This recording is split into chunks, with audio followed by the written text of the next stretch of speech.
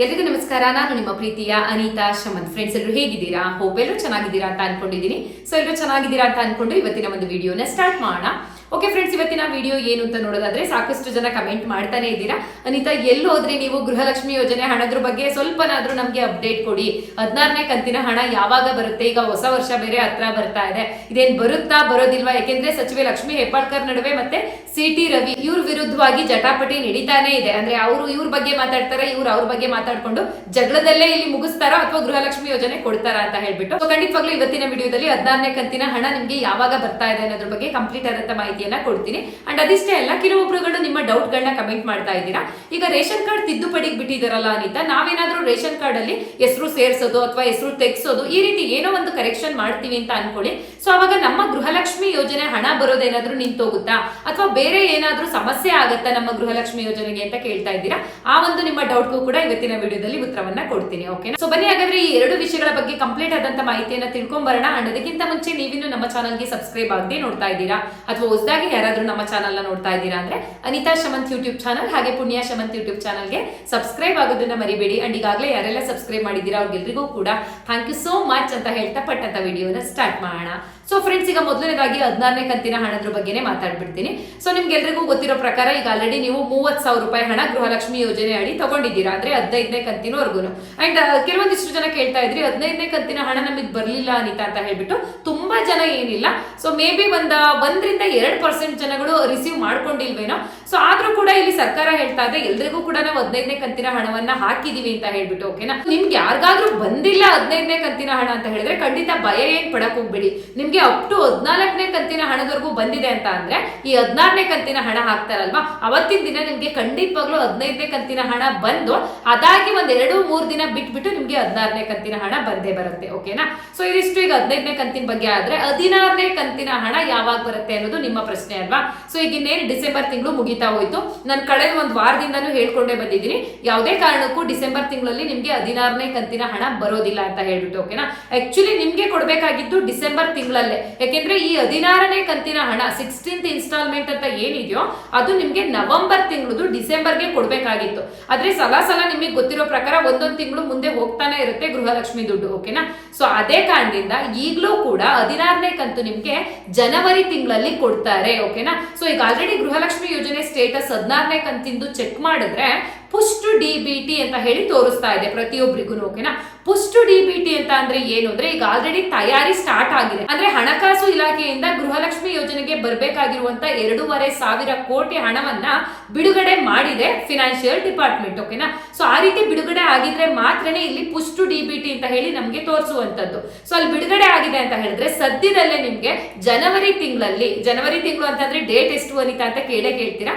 So ಇಲ್ಲಿ ನಮ್ಗೆ ತಿಳಿದಿರೋ ಪ್ರಕಾರ ಜನವರಿ 10ನೇ ತಾರೀಕು ಒಳಗಾಗಿ ನಿಮ್ಗೆ 16ನೇ ಕಂತಿನ ಹಣ ಬರುತ್ತೆ ಅಂತ ಹೇಳ್ಬಿಟ್ಟು. ಸೊ ಕೆಲವೊಂದೆಡೆ ಅದಕ್ಕೆ ಸಂಬಂಧಪಟ್ಟಂತ ಅಧಿಕಾರಿಗಳನ್ನ ಕೇಳಿ ನೋಡಿದಾಗ ಸೊ ನಮ್ಗೆ ಸಿಕ್ಕಿರೋದು 10ನೇ ತಾರೀಕು ಒಳಗಡೆ ಬರುತ್ತೆ ಅಂತ ಹೇಳ್ಬಿಟ್ಟು. ಆದ್ರೆ ನಮ್ಮ ಮನವಿ ಸರ್ಕಾರಕ್ಕೆ ಏನಪ್ಪಾ ಅಂತ ಹೇಳಿದ್ರೆ ಜನವರಿ 1ನೇ ತಾರೀಕಿಗೆ, ಅಂದ್ರೆ ಅವತ್ತು ಹೊಸ ವರ್ಷ ಅಲ್ವಾ, 2025ನೇ ಇಸ್ವಿಗೆ ಕಾಲಿಡ್ತಾ ಇದೀವಿ. ದಯವಿಟ್ಟು ಸರ್ಕಾರದಿಂದ ಜನವರಿ 2025 1ನೇ ತಾರೀಕು ಕೊಟ್ಟು ಬಿಟ್ರೆ ನಮ್ಮ ಮಹಿಳೆಯರು ಫುಲ್ ಖುಷಿ ಆಗ್ಬಿಡ್ತಾರೆ. ಯಾಕೆಂದ್ರೆ ಹೊಸ ವರ್ಷ ಏನೋ ಮನೆಯಲ್ಲಿ ಸ್ವೀಟೋ ನಾನ್ ವೆಜ್ ಎಲ್ಲರೂ ಮಾಡೋರು ಇರ್ತೀರಾ, ಸೊ ಏನೋ ಒಂದ್ ಸ್ವಲ್ಪ ಖರ್ಚಿಗೆ ಆಗುತ್ತಲ್ಲ ಅಂತ ಹೇಳ್ಬಿಟ್ಟು ನನ್ನ ಅಭಿಪ್ರಾಯ. ಬಟ್ ನಿಮ್ಗೆ ಏನ್ ಅನ್ಸುತ್ತೆ ಅಂತ ಗೊತ್ತಿಲ್ಲ. ಸೊ 10ನೇ ತಾರೀಕು ಕೊಡೋದ 1ನೇ ತಾರೀಕೆ ಕೊಡ್ಲಿ, ಯಾವತ್ತಿದ್ರು ಕೊಡ್ಲೇಬೇಕಲ್ವಾ. ಅದನ್ನ ಜನವರಿ 1ನೇ ತಾರೀಕು ಕೊಟ್ಬಿಟ್ರೆ ಅದಕ್ಕಿಂತ ಖುಷಿ ಮತ್ತೊಂದಿಲ್ಲ. ಸೊ ಮನೇಲಿ ಮಕ್ಳಿಗೆ ಬಟ್ಟೆ ಅದು ಇದು ಅಂತ ಹೇಳಿ ತಗೊಂತೀರಾ, ಕೇಕು ಗೀಕು ಕಟ್ ಮಾಡ್ತೀರಾ. ಸೊ ಸ್ವಲ್ಪ ಖರ್ಚಿಗೆ 2,000 ರೂಪಾಯಿ ಗೃಹಲಕ್ಷ್ಮಿ ದುಡ್ಡು ಬಂದ ತಕ್ಷಣ ಸೊ ನಾವ್ ಎಷ್ಟೇ ಬಡವರಾಗಿದ್ರು ಕೂಡ ನಮ್ಮನೇಲೂ ಒಂದು ಕೇಕ್ ತಂದು ಕಟ್ ಮಾಡೋಣ ಬಿಡು, ನಮ್ಮನೇಲೂ ಏನಾದ್ರೂ ಚಿಕ್ಕದಾಗಿ ಪಾರ್ಟಿ ಮಾಡೋಣ ಬಿಡು ಅಂತ ಖಂಡಿತ ಎಲ್ರಿಗೂ ಅನ್ಸುತ್ತೆ. ಅಂಡ್ ಎಲ್ರಿಗೂ ಆಸೆ ಇರುತ್ತೆ ಅಲ್ವಾ. ಸೊ ಹಾಗಾಗಿ ಜನವರಿ 1ನೇ ತಾರೀಕು ಬರ್ಲಿ ಅಂತ ನಾವು ಕೇಳ್ಕೊಂತಾ ಇದೀವಿ. ಆದ್ರೆ ಸರ್ಕಾರದ ಪ್ರಕಾರ ಜನವರಿ 10ನೇ ತಾರೀಕು ಒಳಗಡೆ ಹಾಕ್ತಿವಿ 16ನೇ ಕಂತಿನ ಹಣವನ್ನ ಅಂತ ಹೇಳಿ ತಿಳಿಸ್ತಾ ಇರುವಂತದ್ದು. ಬಟ್ ನಿಮ್ಗೆ ಏನ್ ಅನ್ಸುತ್ತೆ, ಜನವರಿ 1ನೇ ತಾರೀಕೆ ಬಂದ್ರೆ ಚಂದ ಇರುತ್ತೋ ಅಥವಾ 10ನೇ ತಾರೀಕೆ ಕೊಡ್ಲಾ ಅನ್ನೋದ್ರ ಬಗ್ಗೆ ಕಮೆಂಟ್ ಮಾಡಿ ತಿಳಿಸಿ. ಖಂಡಿತವಾಗ್ಲೂ 10ನೇ ತಾರೀಕು ಅಂದ್ರೆ 10ನೇ ತಾರೀಕೆ ಕೊಡೋದಿಲ್ಲ. ಈಗ ಹಬ್ಬಗಳಲ್ಲೆಲ್ಲ ಖರ್ಚಿಗಾಗತ್ತೆ ಅಂತ ಹೇಳ್ಬಿಟ್ಟು ಸರ್ಕಾರನೇ 2,000 ರೂಪಾಯಿ ದುಡ್ಡು ಕೊಡ್ತಾ ಇತ್ತಲ್ವಾ, ಅದೇ ರೀತಿ ಹೊಸ ವರ್ಷಕ್ಕೆ ಜನಗಳಿಗೆ ಖರ್ಚಿಗಾಗತ್ತೆ ಮಹಿಳೆಯರಿಗೆ ಅಂತ ಹೇಳಿ ಕೊಟ್ರು ಕೊಡ್ಬೋದು. ಬಟ್ ಜನವರಿ 10ನೇ ತಾರೀಕು ಒಳಗಡೆ ಖಂಡಿತವಾಗ್ಲೂ ನಿಮ್ಗೆ 16ನೇ ಕಂತಿನ ಹಣವಂತೂ ಬಂದೇ ಬರುತ್ತೆ. ಓಕೆನಾ, ಅಂಡ್ ಎಷ್ಟೋ ಜನಗಳಿಗೆ ಇಲ್ಲಿ ಡೌಟ್ ಕೂಡ ಸ್ಟಾರ್ಟ್ ಆಗ್ಬಿಟ್ಟಿದೆ. ನಾನು ಹೊರಗಡೆ ಹೋದ್ರೆ ಸಾಕು, ಅಂದ್ರೆ ಈಗ ಯೂಟ್ಯೂಬ್ ಅಲ್ಲೆಲ್ಲ ನೋಡಿರ್ತಾರೆ ಅಲ್ವಾ. ಸೊ ಮೇಡಮ್ ಎಲ್ಲಿ 16ನೇ ಕಂತಿನ ಹಣ ಬರುತ್ತಾ ಇಲ್ವಾ ಮೇಡಮ್, ಈ ಲಕ್ಷ್ಮಿ ಹೆಬ್ಬಾಳ್ಕರ್ ಮೇಡಮ್ ಅವರು ಮತ್ತೆ ಸಿ.ಟಿ. ರವಿ ಅವ್ರ ನಡುವೆ ಬರೀ ಜಗಳನೇ ಆಗ್ತಾ ಇದೆ. ಅವ್ರ ಹೆಂಡತಿ ಇವ್ರಿಗೆ ಬೈತಾರೆ, ಇವರು ಬನ್ನಿ ಆಣೆ ಪ್ರಮಾಣ ಮಾಡಿ ನೀವ್ ಹಂಗ ಅಂದಿಲ್ವಾ ಹಂಗಾದ್ರೆ ಅಂದ್ರೆ ಕೆಟ್ಟದಾಗಿ ಸಿ.ಟಿ. ರವಿ ಅವರು ಲಕ್ಷ್ಮಿ ಹೆಬ್ಬಾಳ್ಕರ್ ಮೇಡಮ್ ಬಗ್ಗೆ ಮಾತಾಡಿದ್ರು ಅಲ್ವಾ. ಸೊ ನೀನು ಅಂತ ಮಹಿಳೆ ಇಂತ ಮಹಿಳೆ ಅಂತ ಹೇಳ್ಬಿಟ್ಟು ಇವಾಗ ಕೇಳಿದ್ರೆ ನಾನು ಆ ಮಾತನ್ನ ಅಂದೇ ಇಲ್ಲ, ಕೆಟ್ಟ ಮಾತನ್ನ ನಾನು ಲಕ್ಷ್ಮಿ ಹೆಬ್ಬಾಳ್ಕರ್ಗೆ ಅಂದಿಲ್ಲ ಅಂತ ಹೇಳ್ಬಿಟ್ಟು ಅವ್ರು ಹೇಳ್ತಾರೆ.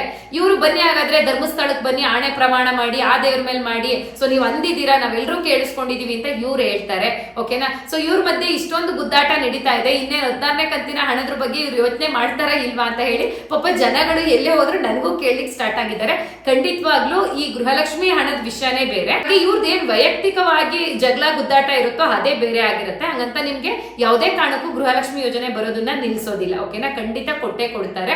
ಅಂಡ್ ಲಕ್ಷ್ಮಿ ಹೆಬ್ಬಾಳ್ಕರ್ ಮೇಡಮ್ ಬಗ್ಗೆ ಹೇಳೋದಾದ್ರೆ, ಸೊ ತುಂಬಾ ಜನಗಳಿಗೆ ಇಲ್ಲಿ ಅನುಮಾನ ಏನಪ್ಪಾ ಅಂತ ಹೇಳಿದ್ರೆ ಅವ್ರ ಗಂಡನ್ನ ಇದುವರೆಗೂ ಅವ್ರೆಲ್ಲೂ ಪರಿಚಯನೇ ಮಾಡ್ಸಿಲ್ವಲ್ವಾ ಅಂತ ಹೇಳ್ಬಿಟ್ಟು ಆ ಕಾರಣದಿಂದ ಕೂಡ ಎಷ್ಟು ಕೆಟ್ಟ ಮಾತುಗಳು ಅವ್ರ ಮೇಲೆ ಬರ್ತಾ ಇದೆ. ಈಗ ಮದ್ವೆ ಆಗಿದ್ದಾರೆ ಅಂತ ಹೇಳಿದ್ರೆ ಗಂಡ ಇದ್ದೇ ಇರ್ತಾರೆ ಅಲ್ವಾ. ಸೊ ಈಗ ಅವರೇ ಮಾಧ್ಯಮದ ಮುಂದೆ ಹೇಳ್ತಾ ಇದ್ದಾರೆ, ಸೊ ನನ್ಗೆ ಗಂಡ ಇದ್ದಾರೆ, ಅತ್ತೆ ಇದ್ದಾರೆ, ಮಗ ಇದ್ದಾರೆ, ಸೊಸೆ ಇದ್ದಾರೆ, ಪ್ರತಿಯೊಂದು ನಂದು ಕೂಡ ನಿಮ್ ತರನೇ ಕುಟುಂಬ.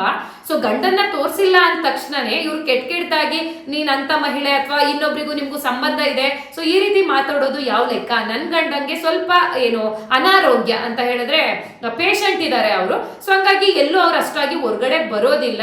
ಸೊ ನಾನ್ ತೋರಿಸ್ಲಿಲ್ಲ, ಗಂಡನ್ ನೋಡಿಲ್ಲ ಅಂದ ತಕ್ಷಣ ಕೆಟ್ಟದಾಗಿ ಮಾತಾಡೋದು ಸರಿ ಅಲ್ಲ, ಇನ್ನೊಬ್ರಿಗೆ ಸಂಬಂಧ ಕಟ್ಟಿ ಅಂತ ಹೇಳಿ ಅವ್ರು ಹೇಳ್ತಾ ಇದ್ದಾರೆ. ಏನೇ ಆಗಿರ್ಲಿ ವೈಯಕ್ತಿಕ ವಿಷಯ, ಒಂದು ಹೆಣ್ಮಕ್ಳು ಅಂತ ಹೇಳಿದಾಗ ಇಡೀ ರಾಜ್ಯದ ಮುಂದೆ ಆ ರೀತಿ ಸಿ.ಟಿ. ರವಿ ಅವರು ಕೂಡ ಮಾತಾಡೋದು ಬೇಡ. ಸೊ ನಿಮ್ಗೆ ಏನ್ಸುತ್ತೆ ಅಂತ ಹೇಳ್ಬಿಟ್ಟು ಕಮೆಂಟ್ ಮಾಡಿ ತಿಳಿಸಿ. ಸೊ ಇದಿಷ್ಟು ಸದ್ಯಕ್ಕೆ ಗೃಹಲಕ್ಷ್ಮಿ ಯೋಜನೆ ಬಗ್ಗೆ ಬಂದಿರುವಂತ ಅಪ್ಡೇಟ್. ಸೊ ನೆಕ್ಸ್ಟ್ ನೋಡೋದಾದ್ರೆ ಈಗ ರೇಷನ್ ಕಾರ್ಡ್ ತಿದ್ದುಪಡಿ ಬಂದಿದೆ ಅಂತ ಹೇಳಿದೆ ಅಲ್ವಾ, ಅದನ್ನ ಮಾಡಿಸಿದ್ರೆ ಏನಾದ್ರೂ ನಿಮ್ಗೆ ಗೃಹಲಕ್ಷ್ಮಿ ಯೋಜನೆಗೆ ತೊಂದರೆ ಆಗುತ್ತಾ ಅಂತ ನೀವು ಕೇಳೋದಾದ್ರೆ, ಸೊ ಮೊದಲನೇದಾಗಿ ಇಲ್ಲಿ ಏನಾಗಿದೆ ಅಂದ್ರೆ ದೇವ್ರ ವರ ಕೊಟ್ಟರು ಕೂಡ ಪೂಜಾರಿ ವರ ಕೊಡ್ಲಿಲ್ಲ ಅನ್ನೋ ರೀತಿ ಆಗ್ಬಿಟ್ಟಿದೆ. ಅನಿತಾ ನೀವು ನೋಡಿದ್ರೆ ರೇಷನ್ ಕಾರ್ಡ್ ತಿದ್ದುಪಡಿಗೆ ಬಿಟ್ಟಿದ್ದಾರೆ, ಹೋಗಿ ಮಾಡಿಸ್ಕೊಳ್ಳಿ, ಡಿಸೆಂಬರ್ 30ನೇ ತಾರೀಕುವರೆಗೂ ಟೈಮ್ ಇದೆ ಅಂತೀರಾ. ನಾವು ನೋಡಿದ್ರೆ ಕರ್ನಾಟಕವನ್ನ ಅಥವಾ ಬೆಂಗಳೂರುವನ್ಗೆ ಹೋಗಿ ಕೇಳಿದ್ರೆ ಇಲ್ಲ ತಿದ್ದುಪಡಿಗೆ ಬಿಟ್ಟೇ ಇಲ್ಲ ನಿಮ್ಮ ಜಿಲ್ಲೆಗಳಿಗೆ ಅಂತ ಹೇಳ್ತಾರೆ ಅಂದ್ಬಿಟ್ಟು. ಖಂಡಿತವಾಗ್ಲೂ 100% ಹೇಳ್ತೀನಿ, ರೇಷನ್ ಕಾರ್ಡ್ ತಿದ್ದುಪಡಿ ಎಲ್ಲಾ ಜಿಲ್ಲೆಗಳಿಗೂ ಬಿಟ್ಟಿದ್ದಾರೆ. ಅದೇ ನಾನು ಹೇಳಿದ್ನಲ್ಲ, ದೇವ್ರ ವರ ಕೊಟ್ಟರು ಪೂಜಾರಿ ವರ ಕೊಡಲ್ಲ ಅನ್ನೋ ರೀತಿನಲ್ಲಿ ಈ ಸರ್ಕಾರಿ ಹುದ್ದೆಯಲ್ಲಿ ಇರುವಂತವ್ರು 90% ಮಾಡೋದು ಇದೇ ಕೆಲಸ. ಅವ್ಗಳು ಯಾಕಂಗ್ ಮಾಡ್ತಾರೆ ಅನ್ನೋದು ಗೊತ್ತಿಲ್ಲ. ಈಗ ಗ್ರಾಮ ಒನ್ ಕಚೇರಿನಲ್ಲಿ ಮಾಡ್ಕೊಡ್ತಾರೆ, ಸೈಬರ್ ಸೆಂಟರ್ ಅಲ್ಲೂ ಮಾಡ್ಕೊಡ್ತಾರೆ ಅಂದಾಗ ಕರ್ನಾಟಕವನ್ನು ಮತ್ತೆ ಬೆಂಗಳೂರು ಒನ್ ಕೇಂದ್ರದಲ್ಲಿ ಕಡ್ಡಾಯವಾಗಿ ಅವರೇ ಫಸ್ಟ್ ಮಾಡ್ಕೊಡ್ಬೇಕು. ಆದ್ರೂ ಕೂಡ ಜನಗಳಿಗೆ ಏನೋ ಸರ್ವರ್ ಪ್ರಾಬ್ಲಮ್ ಇದೆ, ಸರ್ವರ್ ಕೂಡ ಪ್ರಾಬ್ಲಮ್ ಆಗಿಲ್ಲ ಈ ಸಲ. ಓಕೆನಾ. ಸೊ ಪ್ರತಿಯೊಬ್ಬರಿಗೂ ಕೂಡ ತಿದ್ದುಪಡಿ ಆಗ್ತಾ ಇದೆ. ಆದ್ರೂ ಅವ್ರು ಹಂಗಂತ ಹೇಳ್ತಾ ಇದ್ದಾರೆ, ನಿಮ್ದೇನಾದ್ರೂ ಆಗಿಲ್ಲ ಅಂತ ಹೇಳಿದ್ರೆ ತಿದ್ದುಪಡಿನ ನೀವು ಗ್ರಾಮ ಒನ್ ಕಚೇರಿ ಅಥವಾ ಸೈಬರ್ ಸೆಂಟರ್ ಗಳಲ್ಲಿ ಮಾಡಿಸ್ಕೊಳ್ಳಿ. ಅಂಡ್ ಮುಖ್ಯವಾಗಿ ನೀವು ಏನಾದ್ರೂ ರೇಷನ್ ಕಾರ್ಡ್ ತಿದ್ದುಪಡಿ ಮಾಡಿಸ್ತೀರಾ ಅಂತ ಹೇಳಿದ್ರೆ ಗೃಹಲಕ್ಷ್ಮಿ ಯೋಜನೆಗೆ ಯಾವುದೇ ರೀತಿ ತೊಂದರೆ ಆಗೋದಿಲ್ಲ. ಓಕೆನಾ. ಅಂಡ್ ಹೇಗೆ ಅಂತ ಹೇಳ್ಬಿಡ್ತೀನಿ ನೋಡಿ. ನೀವು ಈಗ ಫಾರ್ ಎಕ್ಸಾಂಪಲ್ ಈಗ ಒಂದು ರೇಷನ್ ಕಾರ್ಡ್ ಅಲ್ಲಿ ನಾನೇ ಹೆಡ್ ಇದ್ದೀನಿ ನಮ್ಮ ಮನೆಯಲ್ಲಿ, ಮಹಿಳೆ ಹೆಸರಲ್ಲೇ ಅಲ್ವಾ ಹೆಡ್ ಇರೋದು, ಮನೆ ಮುಖ್ಯಸ್ಥೆ ಅಂತ ಹೇಳ್ಬಿಟ್ಟು ನಾನು ಮುಖ್ಯಸ್ಥೆ ಇದ್ದು ನನ್ನ ಅಂಡರ್ ಅಲ್ಲಿ ಬರ್ತಾರಲ್ಲ ನಮ್ಮ ಮನೆಯ ಸದಸ್ಯರು, ಅವ್ರದ್ದು ಹೆಸರು ತೆಗೆಸೋದು ಅಥವಾ ಇನ್ನೊಬ್ರು ಯಾರೋ ನಮ್ಮ ಕಡೆಗೆ ನಮ್ಮ ಒಂದು ಕಾರ್ಡ್ಗೆ ಹೆಸರು ಸೇರ್ಸೋದಾದ್ರೆ ನಿಮ್ಗಳಿಗೆ ಏನೂ ತೊಂದರೆ ಆಗಲ್ಲ. ಗೃಹಲಕ್ಷ್ಮಿ ಯೋಜನೆ ದುಡ್ಡು ಬಂದೇ ಬರುತ್ತೆ. ಓಕೆನಾ.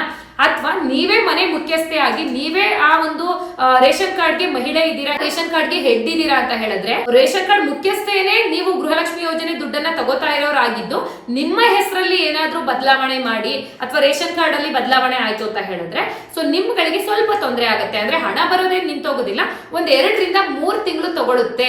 ಅಂದ್ರೆ ಗೃಹಲಕ್ಷ್ಮಿ ದುಡ್ಡು 2 ರಿಂದ 3 ತಿಂಗಳು ಬರೋದಿಲ್ಲ, ಯಾಕೆಂದ್ರೆ ಅದು ಅಪ್ಡೇಟೇ ಆಗಿರೋದಿಲ್ಲ ನಿಮ್ಗೆ. ಓಕೆನಾ. ಈಗ ನೀವು ರೇಷನ್ ಕಾರ್ಡ್ ತಿದ್ದುಪಡಿ ಮಾಡಿಸಿದ್ರಿ ಅಂದ್ರೆ ತಕ್ಷಣಕ್ಕೆ ಹೊಸ ರೇಷನ್ ಕಾರ್ಡ್ ಕೊಟ್ಟಿರೋದಿಲ್ಲ ನಿಮ್ಗೆ. ಫುಡ್ ಆಫೀಸ್ ಹೋಗ್ತೀರಾ, ಅಲ್ಲಿ ಅವರು ಆ ನೇಮ್ ನ ತೆಗ್ಸಿರ್ತಿರೋ, ಡಿಲೀಟ್ ಮಾಡಿಸಿರ್ತಿರೋ ಅಥವಾ ಸೇರಿಸ್ಕೊಂಡಿರ್ತಿರೋ ಎಲ್ಲ ಅಪ್ಡೇಟ್ ಮಾಡ್ಲಿಕ್ಕೆ 1 ರಿಂದ 2 ತಿಂಗಳು ಟೈಮ್ ತಗೋತಾರೆ ಒಂದೊಂದ್ ಕಡೆ. ಓಕೆನಾ. ಸೊ ಹಂಗಾಗಿ ನಿಮ್ಗಳಿಗೆ ಸ್ವಲ್ಪ ಪ್ರಾಬ್ಲಮ್ ಆಗ್ಬೋದು. ಆದ್ರೆ ಗೃಹಲಕ್ಷ್ಮಿ ಯೋಜನೆ ನಿಂತೇ ಹೋಗುತ್ತಾ ಅಂತ ಕೇಳೋದಾದ್ರೆ ಖಂಡಿತ ನಿಂತೋಗೋದಿಲ್ಲ, ಖಂಡಿತವಾಗ್ಲೂ ಹೋಲ್ಡ್ ಆಗಿರುತ್ತೆ. ಅವರಲ್ಲಿ ಅಪ್ಡೇಟ್ ಕೊಟ್ಟ ತಕ್ಷಣ ನಿಮ್ಗೆ ಮಾಮೂಲಿಯಾಗಿ ಎಷ್ಟು ಕಂತು ಪೆಂಡಿಂಗ್ ಇರುತ್ತೋ ಅಲ್ಲಿಂದನೂ ಕೂಡ ಕಂಟಿನ್ಯೂ ಆಗಿ ಗೃಹಲಕ್ಷ್ಮಿ ಯೋಜನೆ ದುಡ್ಡು ಖಂಡಿತ ಬರುತ್ತೆ. ಓಕೆನಾ. ಸೊ ಮನೆ ಮುಖ್ಯಸ್ಥೆ ಮಹಿಳೆ ಯಾರು ಗೃಹಲಕ್ಷ್ಮಿ ದುಡ್ಡನ್ನ ತಗೊಂತಿದ್ದೀರಾ ಅವರನ್ನ ಬಿಟ್ಟು ಬೇರೆಯವ್ರ ಹೆಸರು ಸೇರಿಸ್ಕೊಳ್ಳಿ ಅಥವಾ ನಿಮ್ ಕಾರ್ಡಲ್ಲಿ ಹೆಸರು ತೆಗೆಸ್ಕೊಳ್ಳಿ. ಯಾರ್ದೇನ್ ಮಾಡಿದ್ರು ಕೂಡ ನಿಮ್ಗೆ ಈಗ ಹೆಂಗ್ ಬರ್ತಾ ಇದೆಯೋ ಪ್ರತಿ ತಿಂಗಳು ಅದೇ ರೀತಿ ಗೃಹಲಕ್ಷ್ಮಿ ಯೋಜನೆ ದುಡ್ಡು ಅಂತೂ ಖಂಡಿತವಾಗ್ಲೂ ಬರುತ್ತೆ. ಸೊ ಇದಿಷ್ಟು ನೀವು ಕೇಳಿದ್ದ ಡೌಟ್ ಗಳಿಗೆ ಇವತ್ತು ಉತ್ತರ ಕೊಟ್ಟಿದ್ದೀನಿ ಅಂತ ಅನ್ಕೊಂಡಿದ್ದೀನಿ.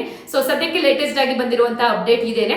ಸೊ ಇದೇ ರೀತಿ ಗವರ್ನಮೆಂಟ್ ಇಂದ ಏನೇ ಹೊಸ ಇನ್ಫಾರ್ಮೇಶನ್ ಬಂದ್ರು ಕೂಡ ಖಂಡಿತ ನಮ್ಮ ಚಾನಲ್ ನಲ್ಲಿ ವಿಡಿಯೋ ಮಾಡಿ ಅಪ್ಲೋಡ್ ಮಾಡ್ತಾ ಇರ್ತೀನಿ. ಇದೇ ರೀತಿ ಲೇಟೆಸ್ಟ್ ಆದಂತಹ ಅಪ್ಡೇಟ್ ಗಳು ನಿಮ್ಗೂ ಕೂಡ ಗೊತ್ತಾಗಬೇಕು ಅಂತ ಹೇಳಿದ್ರೆ ನೀವು ಫ್ರೀ ಇರೋ ಟೈಮ್ ನಲ್ಲಿ ಒಂದು 10 ನಿಮಿಷ ನಮ್ಮ ಚಾನಲ್ಗೆ ಟೈಮ್ ಕೊಟ್ಟು ವಿಡಿಯೋನ ನೋಡಿದ್ರಿ ಅಂತ ಹೇಳಿದ್ರೆ ನಿಮ್ಗೂ ಕೂಡ ಎಲ್ಲ ಇನ್ಫಾರ್ಮೇಶನ್ ಗಳು ಸಿಗುತ್ತೆ. ಹೋಪ್ ಇವತ್ತಿನ ವಿಡಿಯೋ ನಿಮ್ಗೆ ಹೆಲ್ಪ್ಫುಲ್ ಆಯ್ತು ಅಂತ ಅನ್ಕೊಂಡಿದ್ದೀನಿ. ವಿಡಿಯೋ ಉಪಯುಕ್ತ ಅಂತ ಹೇಳಿದ್ರೆ ಪುಟ್ಟದೊಂದು ಲೈಕ್ ಮಾಡೋದನ್ನ ಮರಿಬೇಡಿ. ಅಂಡ್ ಇನ್ನೂ ಯಾರಾದ್ರೂ ಸಬ್ಸ್ಕ್ರೈಬ್ ಆಗದೆ ನೋಡ್ತಾ ಇದ್ದೀರಾ ಅಂದ್ರೆ ದಯವಿಟ್ಟು ಸಬ್ಸ್ಕ್ರೈಬ್ ಮಾಡ್ಕೊಂಡು ವಿಡಿಯೋನ ನೋಡಿ.